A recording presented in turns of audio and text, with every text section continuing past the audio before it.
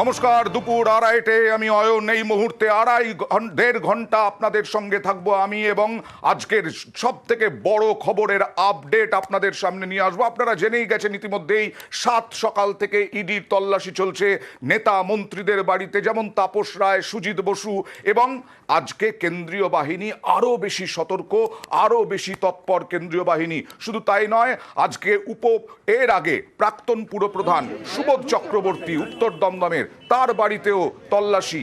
আর সন্দেশখালি থেকে শিক্ষা নিয়েছে ইডি, এরকমই মনে করা হচ্ছে, কারণ সন্দেশখালিতে গিয়ে যেভাবে আক্রান্ত হয়েছিলেন ইডি আধিকারিকরা, তারপরে আজকে তল্লাশিতে একেবারে তৎপর ইডি।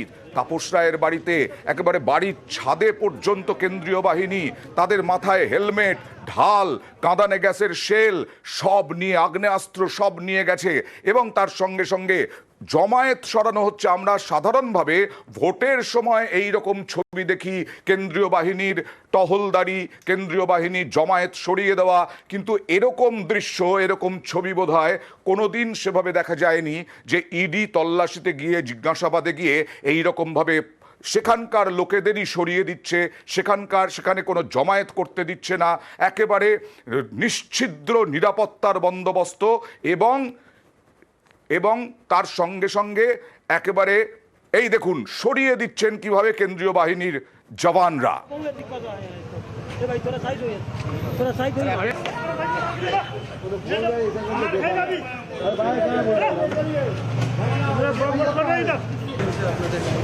आप लोग जाइए अंदर जाइए, आप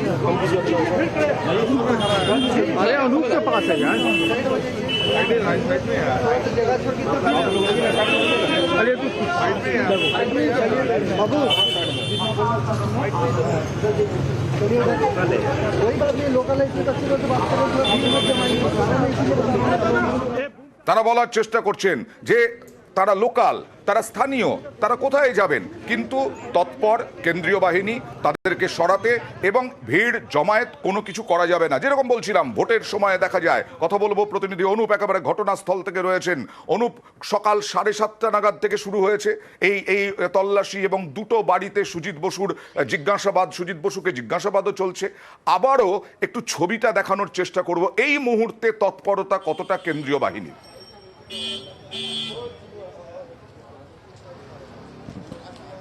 সকাল থেকে কিন্তু একেবারে তল্লাশি অভিযান চলছে লেকটাউনে শ্রীভূমি সুজিত বসু যে বাড়ি, সেই বাড়িতে।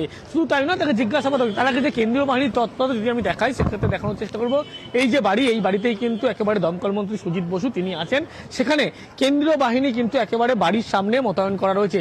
অন্যদিন যে পরিস্থিতি থাকে কেন্দ্রীয় বাহিনীর, কিন্তু আজকে অনেকটাই অন্যরকম চিত্র, যেখানে আজকে কাঁদানি গ্যাসের সেল থেকে শুরু করে, হাতে লাঠি থেকে শুরু করে সমস্ত কিছু নিয়ে কিন্তু তারা একেবারে ডমিনেশন করছে গোটা এলাকা, যাতে কোনো রকম সন্দেশখালী ঘটনা আবার না ঘটে, এরকম পরিস্থিতি না হয়। সন্দেশখালী ঘটনা থেকে শিক্ষা নিয়েই কিন্তু একেবারে আরও তৎপর কেন্দ্রীয় বাহিনী, এমনটাই বলা চলে। শুধু বাড়িতে নয়, বাড়ির ভিতরেও কিন্তু লক্ষ্য করলে দেখা যাবে এইভাবেই কেন্দ্রীয় বাহিনী মোতায়েন করা আছে। যে পরিস্থিতি বাড়ির ভিতরের ছবি দেখা যাচ্ছে, একাধিক কেন্দ্রীয় বাহিনী এইভাবেই কিন্তু একেবারে, যাতে কোনো অপ্রীতিমূলক পরিস্থিতি না হয়, সেই জন্য কিন্তু বাড়তি সতর্ক আজকে, এমনটা বলা চলে।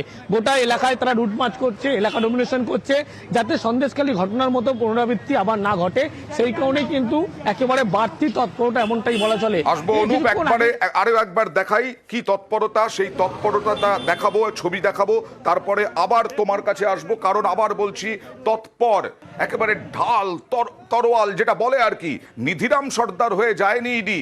কারণ গত কয়েকদিন আগেই এই ঘটনা, সন্দেশখালীর ঘটনার পরেই ইডি ডিরেক্টর এসেছিলেন, একেবারে সিআইএসএফ, সিআরপিএফ সকলের সঙ্গে বৈঠক করেছেন, এবং তারপরে একেবারে বলা যায় নির্বাচনের সময় যে ছবি দেখি, একেবারে ছাদে, তাপস রায়ের বাড়ির ছাদে, সুজিত বসুর বাড়ির ভেতরে, এবং এলাকাতে পর্যন্ত ব্যাপক কেন্দ্রীয় বাহিনী, সংখ্যায় অনেক, এবং তারা একেবারে অস্ত্রশস্ত্র নিয়ে। অনুপ, একটা কথা বলো, যে ইডির আধিকারিকরা যেদিন বৈঠকে বসেছিলেন, অর্থাৎ ডিরেক্টর যেদিন এসেছিলেন, সেই দিন যে বৈঠক হয়েছিল, সেই বৈঠকেই কি এই কৌশল নেওয়া হয়েছিল?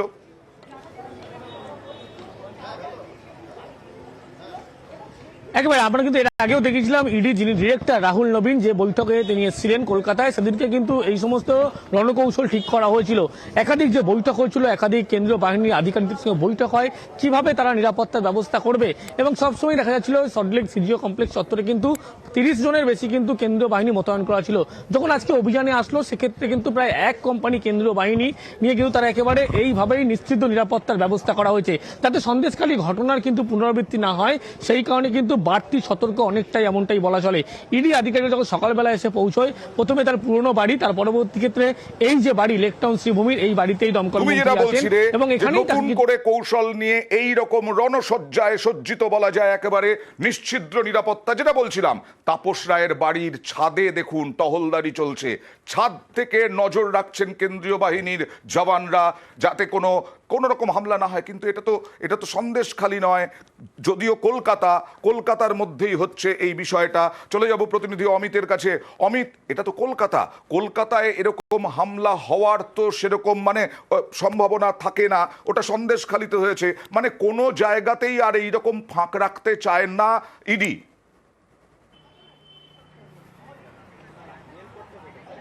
একেবারে অয়ন্দা, এই ধরনের ফাঁক অর্থাৎ গত এক সপ্তাহ আগের গত শুক্রবারের সকালের যে ঘটনা, সেই ঘটনা পুনরাবৃত্তি আর চাইছে না ইডি আধিকারিকরা। একই সঙ্গে তাদের নিরাপত্তার দায়িত্বে থাকা সিআরপিএফ অর্থাৎ কেন্দ্রীয় সামরিক বাহিনী, কারণ গত দুদিন আগেই ইডি ডিরেক্টর কলকাতায় এসেছিলেন, তার সঙ্গে ইডি আধিকারিকদের সঙ্গে বৈঠক করার পাশাপাশি তিনি বৈঠক করেছিলেন সিআরপিএফ এর আধিকারিকদের সঙ্গে।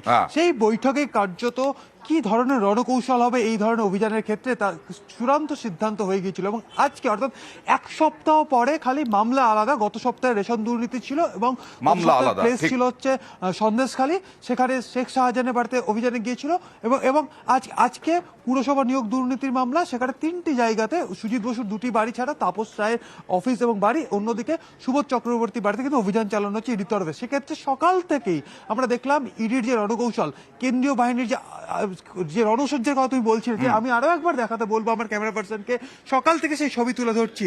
এই যেভাবে এই যে শিল্ডগুলি রয়েছে, অর্থাৎ অ্যান্টি রাইটের ক্ষেত্রে যে শিল্ডগুলি ব্যবহার করা হয়ে থাকে, সেই শিল্ডগুলি ব্যবহার করা হচ্ছে, একই সঙ্গে তাদের জ্যাকেট থাকছে, হেলমেট তারা ব্যবহার করছেন, এবং এই বিষয়গুলো কিন্তু সন্দেশখালীর ক্ষেত্রে ছিল না। এবং সন্দেশখালীর তুমি যদি ইডির যদি অভিযোগ যদি দেখো, তাহলে সেখানে স্পষ্টত তারা অভিযোগ করছেন যে তারা 7:10 থেকে 7:15 মধ্যে সন্দেশখালীতে পৌঁছে গিয়েছিলেন। তারা যোগাযোগ করার চেষ্টা করেছিলেন শেখ শাহজাহানের সঙ্গে, ফোন করেছিলেন, এমনকি তার বাড়িতে দীর্ঘ সময় ধরে প্রায় 30 থেকে 45 মিনিট ধরে তারা ডাকাডাকি করেছিলেন। এই সময়ের মধ্যেই তাদের যে অভিযোগপত্র, 800 থেকে 1000 গ্রামবাসী ঠিক তার শেখ শাহজাহানের বাড়ির ঠিক কাছে জড়ো বা জমায়েত হয়েছিল, সেই জমায়েত থেকে বিক্ষোভের একটা হিংসাত্মক ঘটনা ঘটেছিল। সেই তারই যে পুনরাবৃত্তি নয়, তার জন্য কিন্তু সকাল থেকে এরকম সাজু একটা পরিস্থিতি আমরা দেখলাম। 11টার সময় টহলদারি, একদম আলাদা একটা চিত্র আজকে উঠে আসছে। সন্দেশখালীর ঘটনা যেটা বলছিলে তুমি,